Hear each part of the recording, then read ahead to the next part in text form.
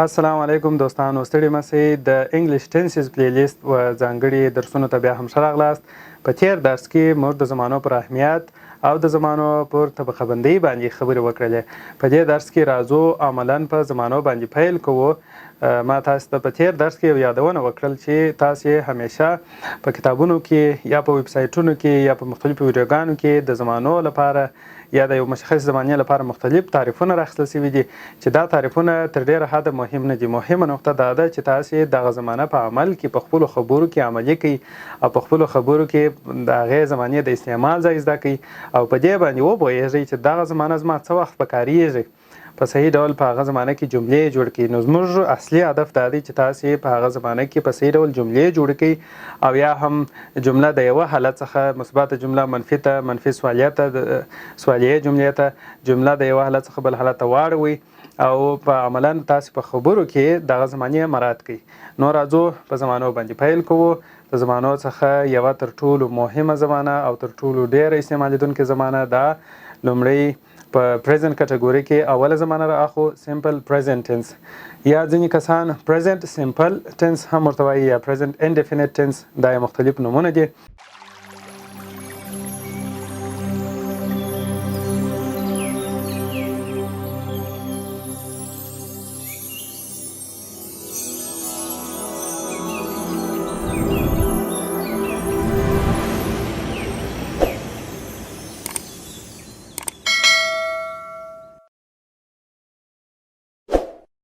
لومړی دا ډېره مهمه ده چې دا پوه شئ چې دا زمانه موږ چیرې کاروو. که تاسې دغه سکرین ته وګورئ، په دې سکرین کې تاسو وګورئ دا نفر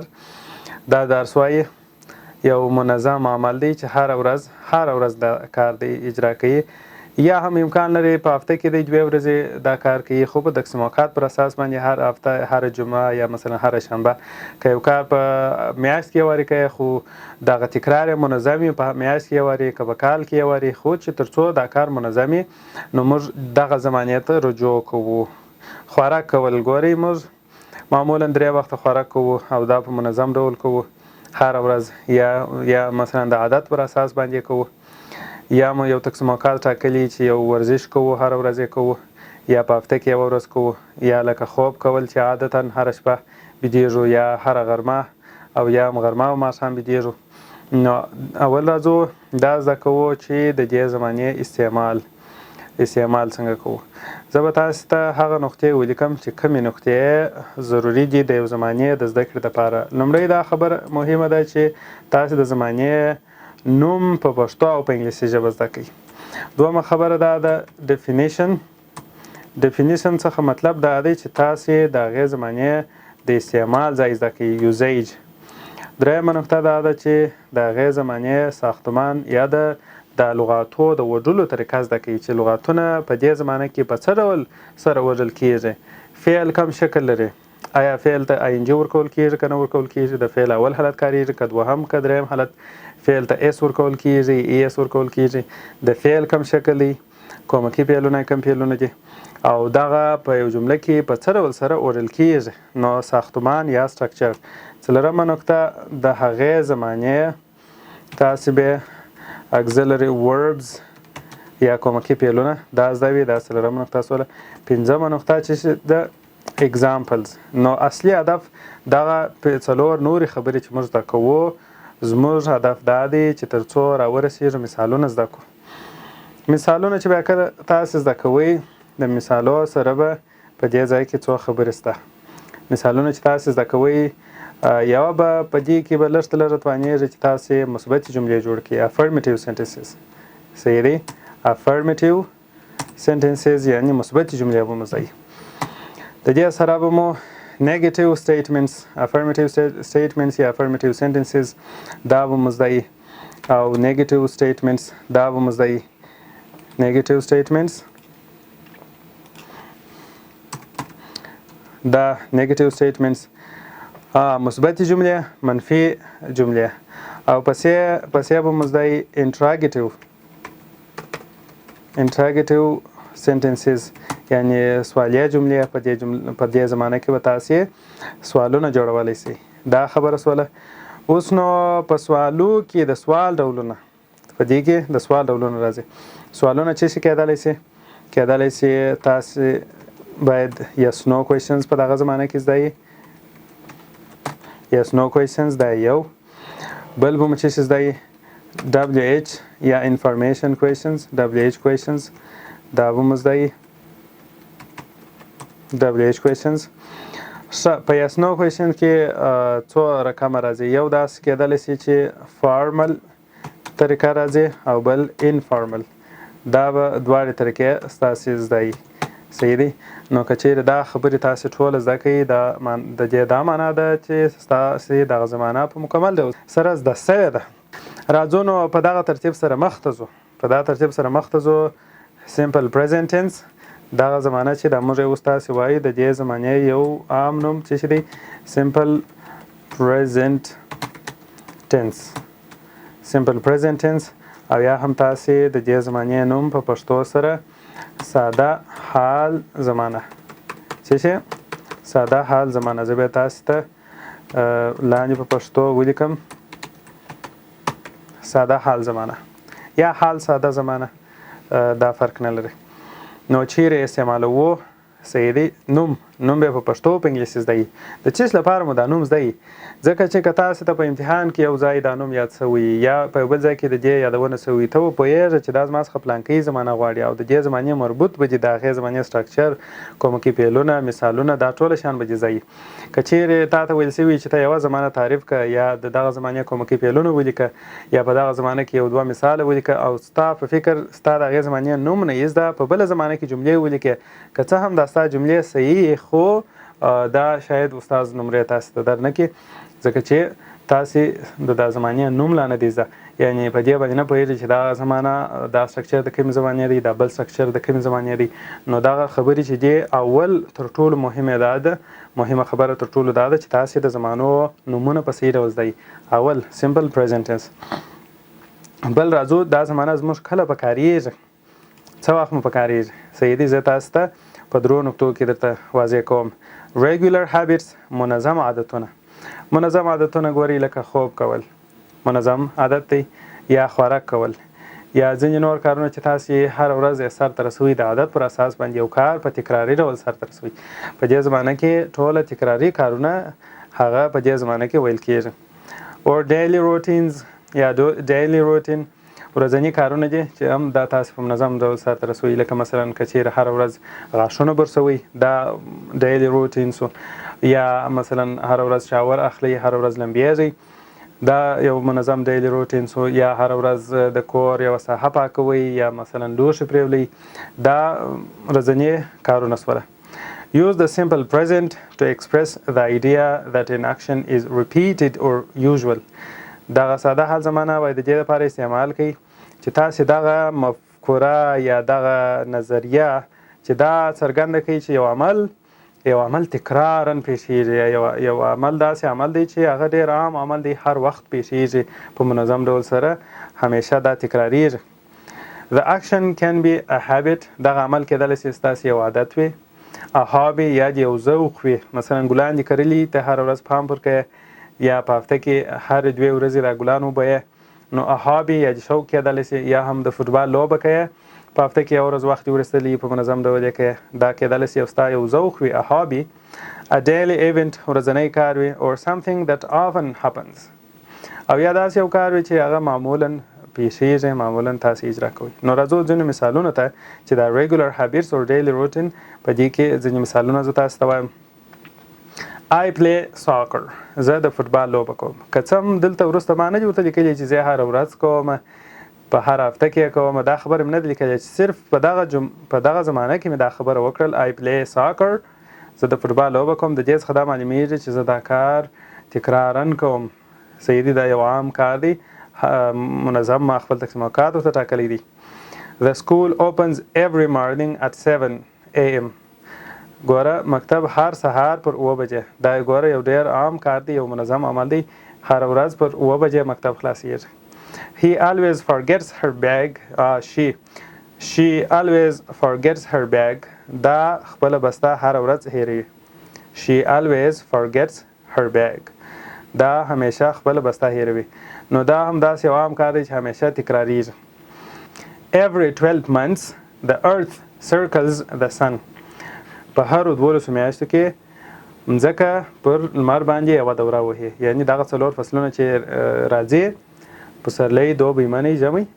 دا یوه دوره د مځکه پر لمر باندې راڅرخي. نو دا د مځکې دوراني حرکت هم په منظم ډول دغه کېږي، تکراریږي، ځکه نو په دې زمانه کې دغه خبره کېږي. دوهم استعمال چې دی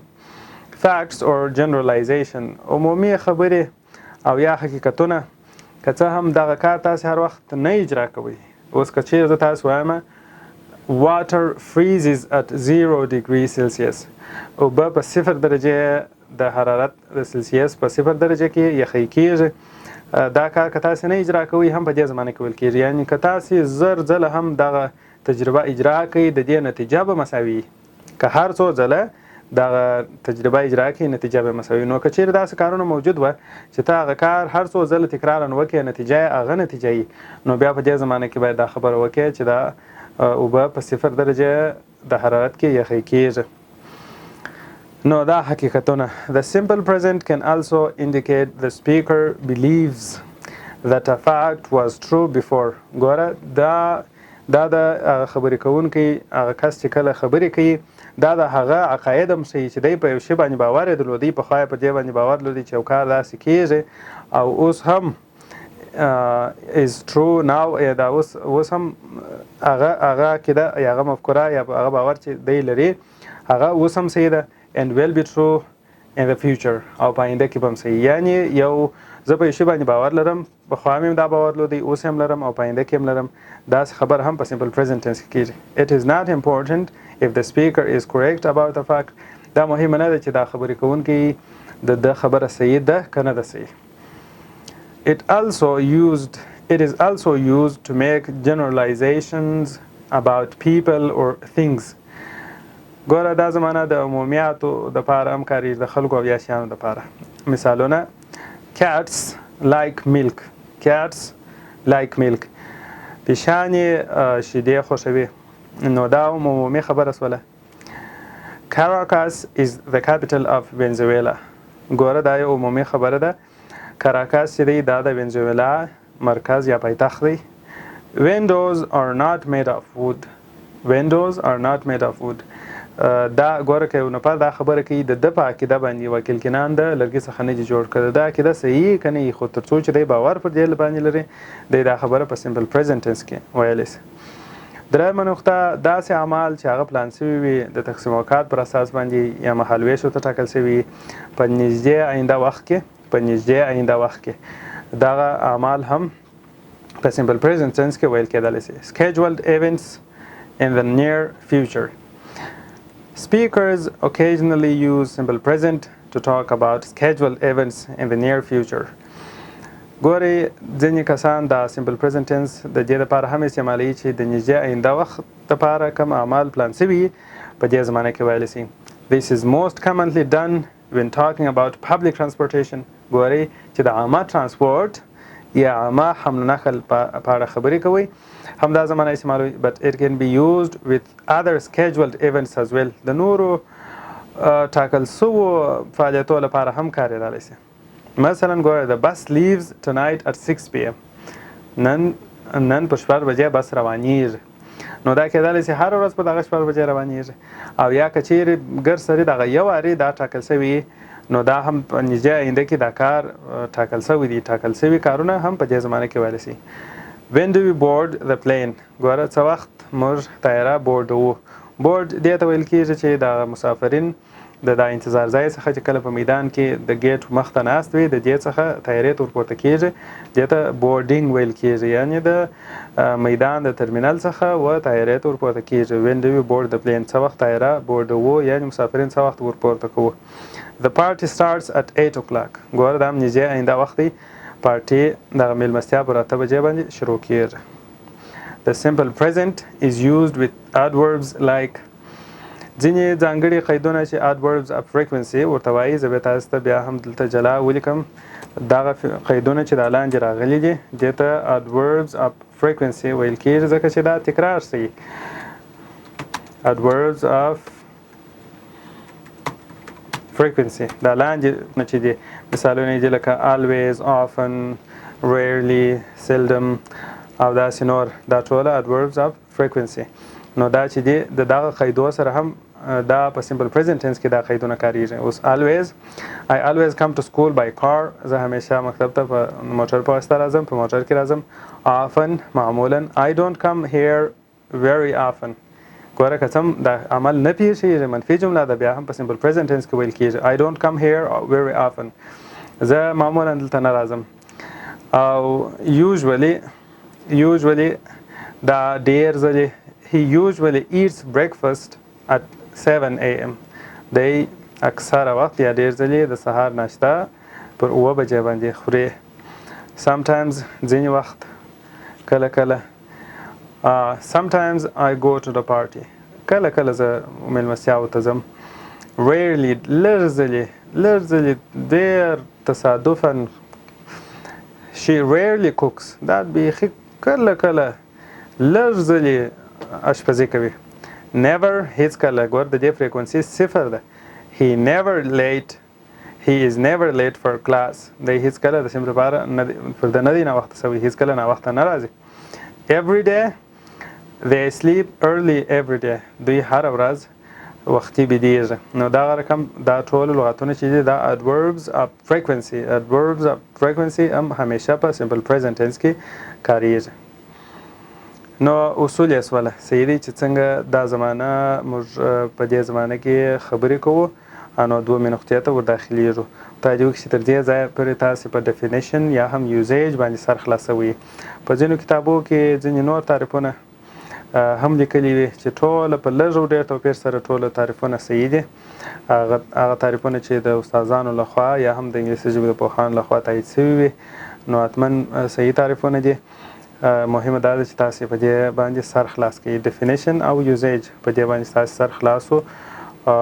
5 خبرې ما تاسو ته لیکلې وې درېیمه خبره چې دا structure دا مهمه نقطه ده structure به لا هم درته ولیکمه د ضرورت پر اساس باندې ګورئ تاسې subject پیژنئ subject plus verb plus complement صحیح دی دا 3 خبرې شولې plus verb plus complement اوس نو د دې لپاره نورې خبرې چې دي دا نور چې فعل کوم شکل اخلي دا به وروسته د دې زمانې ډېر ساده structure سو subject plus verb plus complement subject plus verb plus complement یعنی فاعل فعل او د جملې تکمیلونکې برخه دلته کېدلی شي مفعول وي کېدلی شي یو بل فریز وي پروپوزیشنونه راسي نور لغاتونه راتللی شي دا څومه خبره سوله درېیمه خبره سوله structure او څلورم auxiliary verbs د دې زمانې کومکي فعلونه نو دا څه معنا لري auxiliary verbs موږ څه وخت پکارېږي کله چې موږ په جمله کې یو تغییر راولو auxiliary verbs موږ پکارېږي نو do د جمع فاعل لپاره د plural subject لپاره او does د singular subject لپاره او دا نور بیچ به دي SMR دا به د حالت لپاره دا هم auxiliary verbs کېدلی شي do does SMR دا ټوله auxiliary verbs وله راځو تر ټولو ډېر کار چې موږ تاسې کوو دا نو په مثالونو کې examples ټولو د مخه زه تاسو ته یوه دانه affirmative sentence صحیح دی affirmative sentence زه تاسو ته لیکم یوه دانه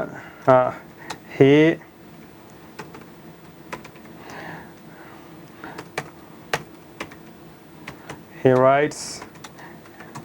his homework. دلته نو اوس خبره سوله he writes his homework هر کله چې دا فاعل مفرد وي singular subject وي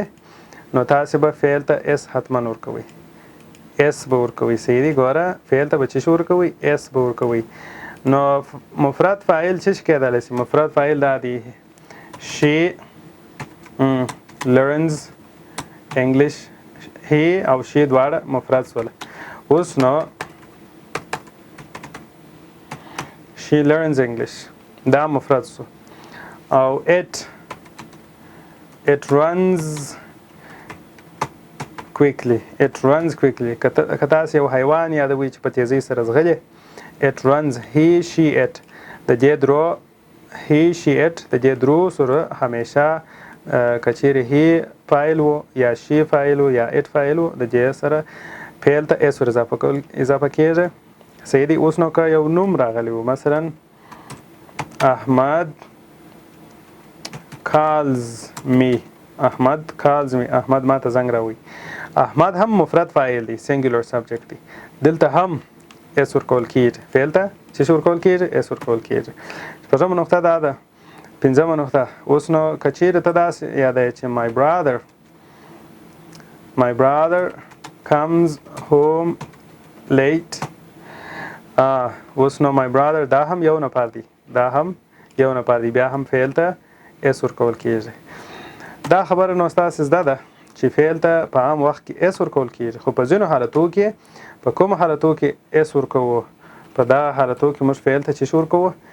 ای اس ورکوو. کله چې د فعل په پای کې ایکس راغلی صحیح دی اس راغلی یا هم سی ایچ اس ایچ او صحیح دی دا رقم حروف راغلی صحیح دی اس ایچ سی ایچ اس ایکس او یو بل حرف هم پاتې دی دا زید. دا کله چې د فعل په پای کې راغلی نو دا بیا موږ ای اس ور اضافه کوو. مثلا his father watches TV. دلته نو his father هم singular subject دی خبره په واچ کې ده واچ دا سی ایچ باندې ختم شوی دی نو ځکه تاسو به ای اس ور اضافه کوئ. مثلا تاسو وایاست چې John fixes the car. جان چې دی موټر ترمیموي نو په ایکس باندې دا فعل ختم شوی دی تاسو بیا هم ای اس ورکوئ. دا هغه اصول دي چې د اسمونو سره مشترک دي. مخکې کچېرې تاسو دا موضوع په یاد یې اسمونه چې تاسو د سنګولر ناون و پلورل ناون ته تبدیلوي یعنی مفرد اسم و جمع اسم ته تبدیلوي په هغه کې هم دا قانون و کچېرې اسمونه هم یو اسم په ایکس اس سی ایچ اس ایچ او او زید سره پای ته رسیدلی تاسو به په ای اس سره جمع کوئ. نو هغه خبره د اسمونه د دلته اسمونه نه دي. ګورئ یوه خبره تاسو خطا نه باسئ. مفرد فاعل ته کله چې فاعل مفرد وي فعل ته اس ورکول کیږي. دا د هغه سره ارتباط نه لري بلکې په یو ډول دا د هغې موضوع سرچپه موضوع ده. یعنی کچېرې تاسو ووینئ اسمونه خو چې مفرد حالت یې اس یا ای اس نه غواړي کله چې جمع ته اړوي جمع حالت ته اړوي اس یا ای اس ورکوي خو دلته سرچپه دلته بیا فاعل ته ګوري که فاعل مفرد وو فعل ته به اس یا ای اس ورکوي که فاعل جمع وو نو اس یا ای اس نه ورکول کیږي. صحیح دی. دا خو د مفرد فاعل لپاره دا مثالونه سوله. راځئ د جمع فاعل لپاره زه بیا تاسو ته نور مثالونه لیکم. د جمع فاعل لپاره we talk to each other. موږ یو بل ته خبرې کوو. we talk to each other. موږ یو بل ته خبرې کوو. نو ګورئ talk فعل دی اس نه ورکوو ځکه چې فاعل دغه سبجیکټ چې دی پلورل we